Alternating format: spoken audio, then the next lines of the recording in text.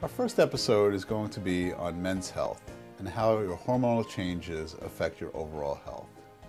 Many people hear about testosterone affecting your lean body mass, energy, sexual function, but what makes me most interested in testosterone and hormone replacement in men is the incredible positive medical and health effects that testosterone has. Many of the studies that have been done in Harvard University and Baylor University have found that things such as Alzheimer's disease, heart disease, blood pressure, and diabetes are all affected positively by taking testosterone. Testosterone is a hormone that's created within the testes. It's controlled by the pituitary gland in the brain. The important effects of testosterone are as follows. In the brain, Alzheimer's disease is linked to low testosterone. Increased muscle size and strength are all affected positively by testosterone. Testosterone also reduces body fat, and mostly in the gut. It also prevents osteoporosis, and it has a decreased risk of heart disease when people are on testosterone. Andropause. Andropause is what we call male menopause. Some people call it menopause. It does exist. It affects approximately 25 million men between the ages of 35 to 55. And andropause is caused by low testosterone levels. The effects, as you can see on the slide, include increased belly fat, decreased mental sharpness, low libido, depression, sleep problems, irritability, muscle loss, and erectile dysfunction. This slide, linked to estrogen, is a very important slide because we have to understand that testosterone, which of course is the male hormone, is greatly linked to estrogen in the male body. So men do have estrogen in their system, and the fact is that sometimes your testosterone will lower and you will increase your estrogen levels. So as you can see, things such as on this list, belly fat, low vitamin D, alcohol, stress, increased stress hormone, and high insulin can all convert your testosterone into estrogen. And the reason why this is important is that when you have elevated estrogen levels, and sometimes estrogen levels are caused by abdominal fat, which often is caused originally by low testosterone. When you have low testosterone, you increase your abdominal fat because you decrease your lean body mass. So when you have abdominal fat, you increase estrogen.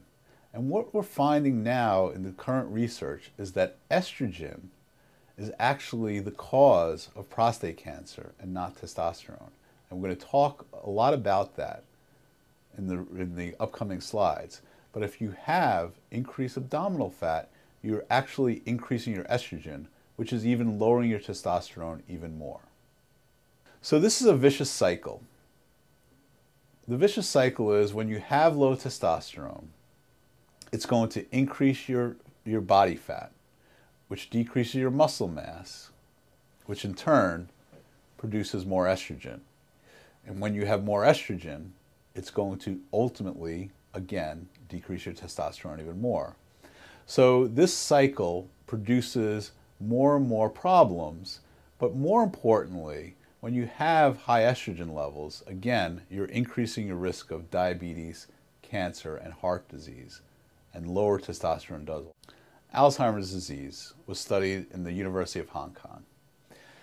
What they found is they found 153 men who were diagnosed as pre-Alzheimer's disease, meaning that they were not fully had the disease, but they were about to. So with these men, they also found that these men also had low testosterone.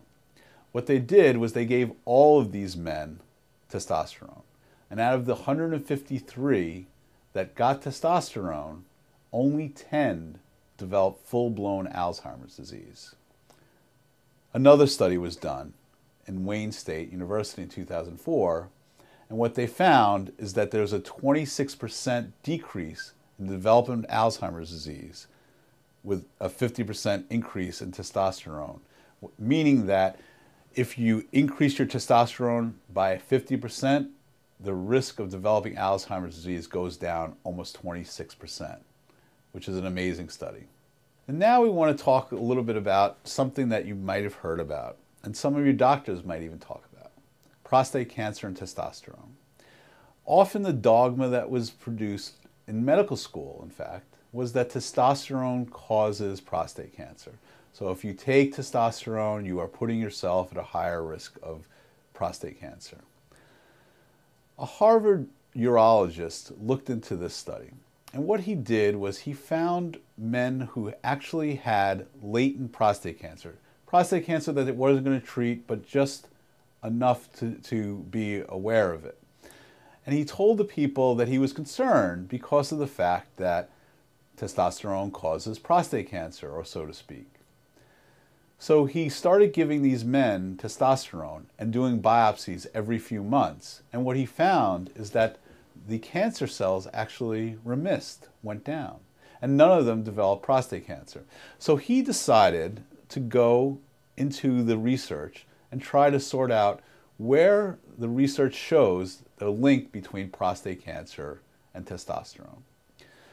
So the number of studies that were produced that he found that linked prostate cancer and testosterone equaled 0. There was not a single study that linked prostate cancer and elevated testosterone. The reason why this whole dogma came about was in the 1940s, a man who was castrated received testosterone, a single patient. And at that time, there weren't advanced testings.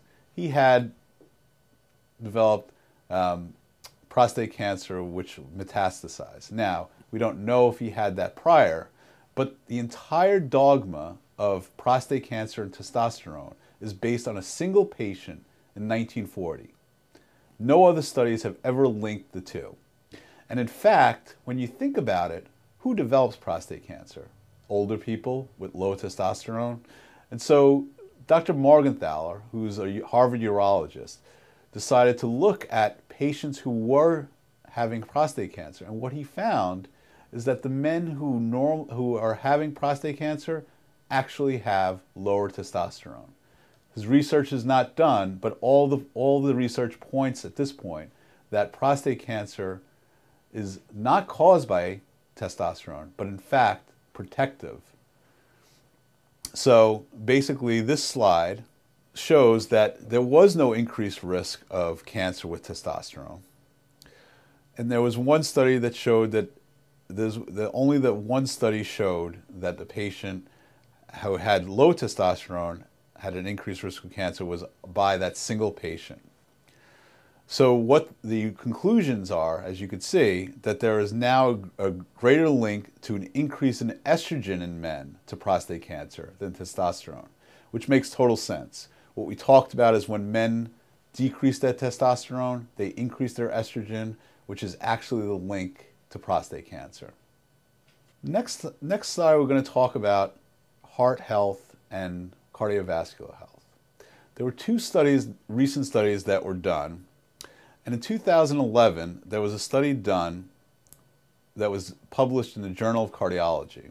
And they found that men who had received testosterone replacement had a decreased risk of cardiac death.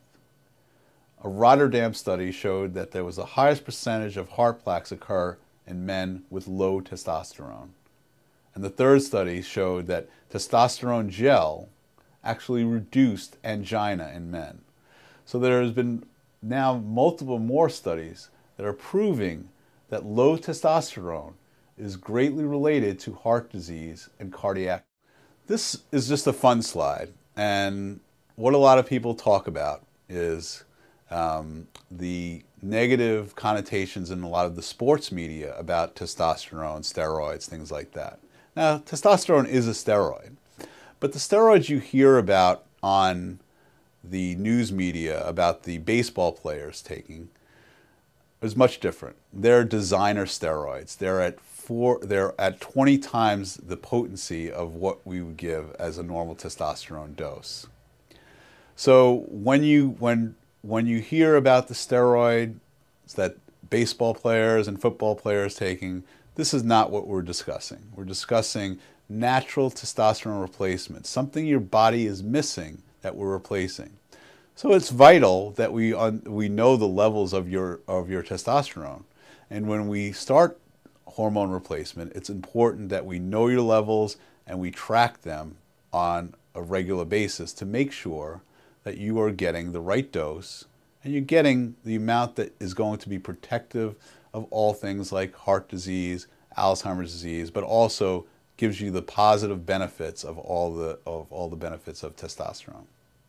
So common preparations with testosterone include injections, creams, and then there's other types of therapies that is not testosterone, but they actually produce testosterone. These preparations include HCG and Clomid. Every patient is specifically evaluated for what is best for them. No one gets the same treatment because everybody's different. Every individual we have to look at on a regular basis.